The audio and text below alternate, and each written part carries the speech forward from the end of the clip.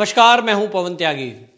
मुंबई से एक बड़ी खबर है जो सुशांत सिंह राजपूत की मौत को लेकर एनसीबी और सीबीआई की जांच चल रही है। उसमें कुछ लोग अभी ये सोच रहे होंगे कि कोई खबर नहीं आ रही थी, सीबीआई शायद मौन हो गई है, लेकिन वो लोग सब गलत साबित हुए क्योंकि एनसीबी ने एक बहुत बड़ी कार्रवाई की है और एक जाना माना नाम बॉलीवुड का है अर्जुन रामपाल। अभी उनसे 7 घंटे लगातार पूछताछ हुई और पिछले दिनों उनकी जो गर्लफ्रेंड है गैब्रिएला, उसको भी गिरफ्तार किया गया था। हालांकि उनको अगले दिन पूछताछ के बाद जमानत मिल गई, लेकिन ये जो अर्जुन रामपाल है, 7 घंटे की जो पूछताछ हुई है, इसमें बहुत बड़े बड़े खुलासे होने की उम्मीद है। क्योंकि ये जो पूछताछ है, ये एनसीबी ने उनके पहले फ़ोन और लैपटॉप को जब्त किया था और उसकी जांच की गई थी। तो जो वैज्ञानिक जांच है उसकी करने के बाद ये पूरे एविडेंस इकट्ठे किए गए थे और उन्हीं को लेकर के एक सवालों की लिस्ट बनाई गई थी, जिसका जवाब लगातार 7 घंटे तक अर्जुन रामपाल ने दिया। और मीडिया में आने के बाद उसने ये भी कहा कि मैं एनसीबी की हर जांच में पूरी सहायता करूंगा, सहयोग करूंगा। लेकिन अब देखना यह है कि कौन कौन से नाम ऐसे हैं जिनको ये ड्रग की सप्लाई करता था अर्जुन रामपाल, या जिनसे उसके संबंध थे, लेन देन थे। आपको बता दूं कि अर्जुन रामपाल का ही एक मित्र है जो ऑस्ट्रेलियाई मूल का आर्किटेक्ट है। कहने को वो आर्किटेक्ट है, लेकिन एनसीबी की जांच में ये पाया गया है कि ये जो आर्किटेक्ट है, इसका दोस्त बट्रेल, पाल बट्रेल, ये पाल बट्रेल जो है ये मेन दवाई और प्रतिबंधित दवाइयाँ और ड्रग का सप्लायर है। और ये सप्लाई करता था अर्जुन रामपाल को, और अर्जुन रामपाल आगे उस सप्लाई को करता था बॉलीवुड के कई कलाकारों को। आपको ध्यान है कि पिछले दिनों जो नाम खुलासे हुए थे, जिसमें दीपिका पादुकोण और कई ऐसे नाम खुलासे हुए थे जो बॉलीवुड में काफ़ी जाने माने जाते हैं, तो तब से ही ये कयास लगाए जा रहे थे कि आखिरकार वो कौन लोग हैं जो ड्रग के कारोबार को बॉलीवुड में करते हैं, जिनके तार कहीं ना कहीं दिशा सालियान और सुशांत सिंह राजपूत की मौत से भी जुड़े हुए हैं। उसी एंगल की जांच ये एनसीबी उसी एंगल से जांच को कर रही है।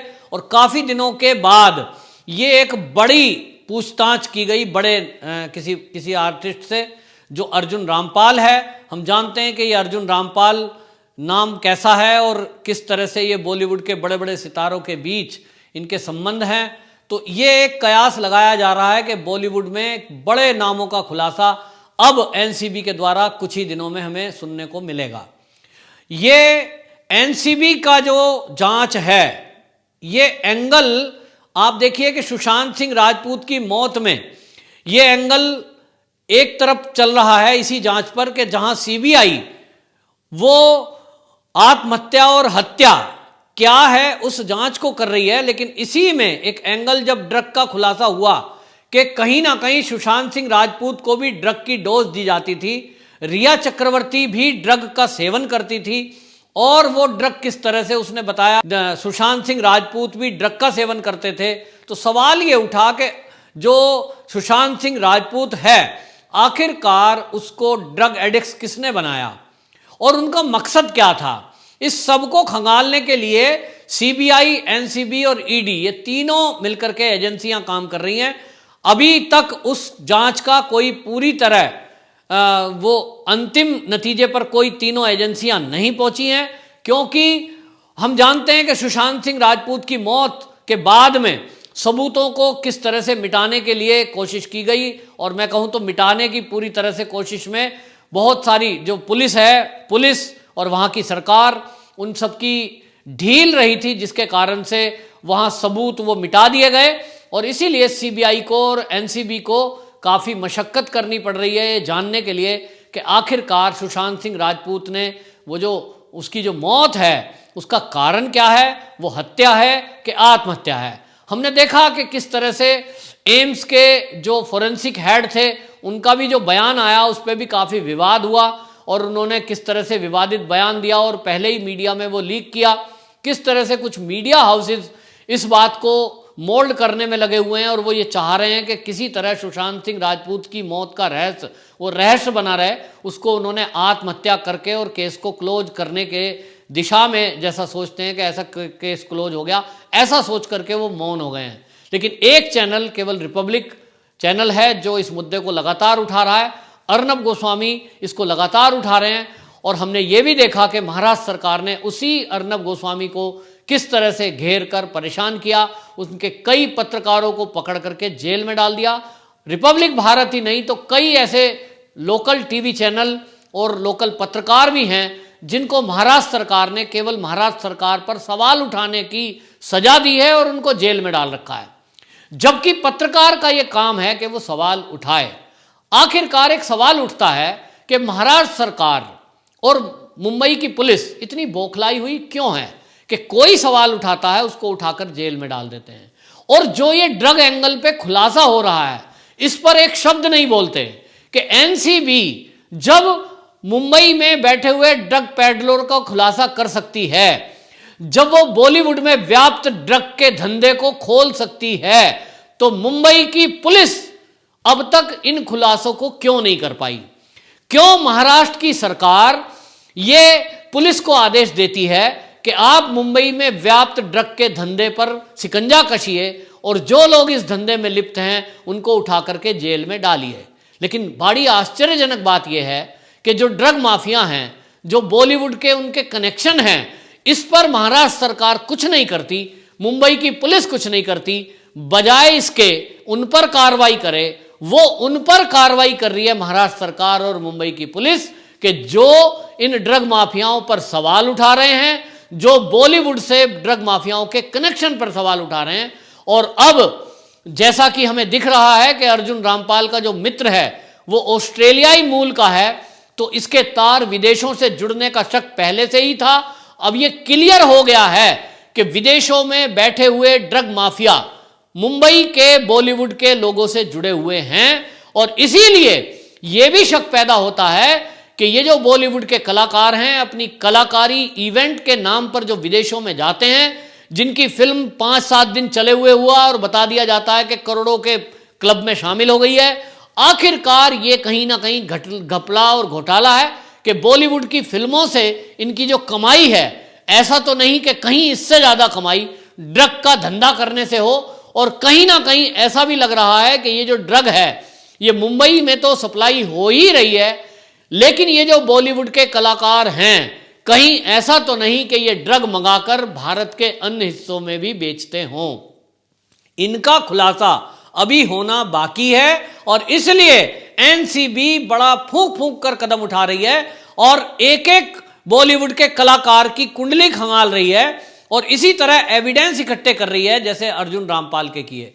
अर्जुन रामपाल का आपको ध्यान होगा, पिछले दिनों उनके लैपटॉप और फोन्स जब्त करके उसकी फोरेंसिक जांच की गई थी और फोरेंसिक जांच में जो जो नाम के खुलासे हुए हैं वो इसी तरह बुलाए जाएंगे, पूछताछ की जाएगी और आमने सामने बिठाकर भी पूछताछ की जाएगी।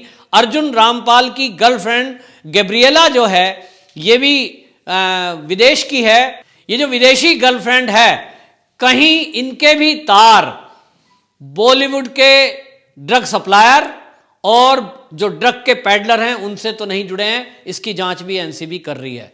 वहीं आपको बताऊं कि एनसीबी को प्रतिबंधित दवाइयां अर्जुन रामपाल के घर से मिली हैं और वो दवाई आमतौर पे जो पार्टियों में नशा करते हैं वो लोग उस दवाइयों का इस्तेमाल करते हैं और वो दवाई यूं तो पेन किलर के रूप में भी यूज़ होती है।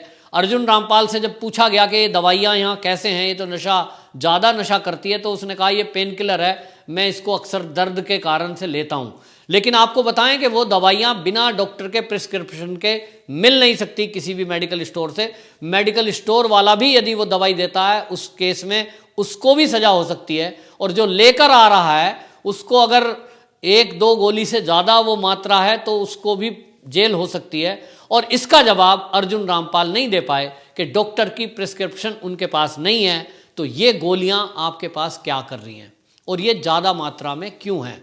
इसीलिए एनसीबी को शक हुआ कि कहीं ना कहीं ये दवाइयां पार्टियों में सप्लाई होती है और अर्जुन रामपाल इन दवाइयों को सप्लाई करता है। उसका संतुष्टिजनक जवाब नहीं है। फिलहाल पूछताछ के बाद उनको छोड़ दिया गया है, लेकिन जल्द ही और ज़्यादा खुलासे होने के चांस हैं।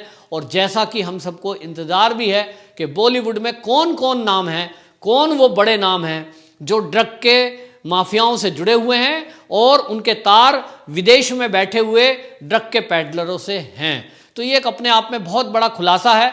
और आप देखिए कि उन लोगों के मुंह पे करारा तमाचा भी है जो लोग बॉलीवुड को गंगा की तरह पवित्र बता रहे थे और वो कह रहे थे कि इसको तो बदनाम किया जा रहा है। ये उन लोगों के मुंह पर भी तमाचा है जो दिल्ली की हाई कोर्ट में मूव किए थे, चाहे उसमें शाहरुख खान हो, आमिर खान हो, सलमान खान हो। ये वो नाम है कि ये सुप्रीम हाई कोर्ट दिल्ली गए थे और इन्होंने एप्लीकेशन लगाई थी कि एक चैनल कुछ चैनल हमें बदनाम कर रहे हैं, जिसमें टाइम्स नाउ और रिपब्लिक का नाम उन्होंने लिखा था और उन्होंने लिखा कि ये जो चैनल है ये हमें बदनाम कर रहे हैं, ये हमें गंजेड़ी नशेड़ी कहते हैं, ये हमें ड्रग माफिया कहते हैं, जबकि हम लोग तो कलाकार हैं, हम केवल फिल्में बनाते हैं, लोगों का मनोरंजन करते हैं। अब उनके मुंह पर तमाचा लगा और उनके लिए एक सवाल है कि अर्जुन रामपाल भी आप ही का साथी है, बॉलीवुड का ही कलाकार है, तो जब वो ड्रग का सप्लायर जिनसे लिंक हैं उनके वो खुलासा हुआ है, उसके घर से ड्रग बरामद हुई है, तब आप क्या कहेंगे? क्या उसको नशेड़ी गंजेड़ी नहीं कहा जाएगा? क्या उसको ड्रग का सप्लायर नहीं कहा जाएगा? ये एनसीबी जांच कर रही है, लेकिन जो नाम अभी तक खुलासे हुए हैं, चाहे वो रिया चक्रवर्ती का हुआ हो, चाहे वो अर्जुन रामपाल का हुआ हो, चाहे दीपिका पादुकोण का हुआ हो, वो कुछ भी बहाने करके अभी तक बच रहे हैं कि अर्जुन रामपाल ने कह दिया कि मुझे शरीर में दर्द होता है इसलिए मैं इन दवाइयों को लेता हूं।